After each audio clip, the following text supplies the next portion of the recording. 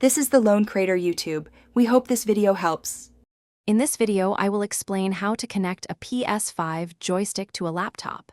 To begin, make sure your DualSense controller has enough battery for the pairing process. You will need to put it into pairing mode.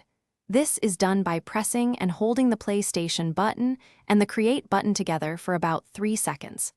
The light bar around the touchpad will then flash quickly, indicating it is ready to connect.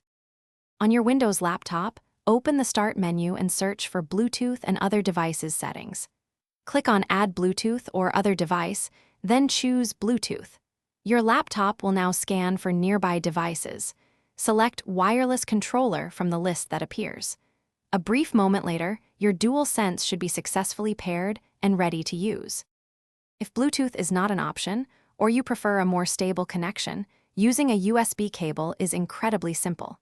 You will need a standard USB-C to USB-A cable, which usually comes with the PS5 console.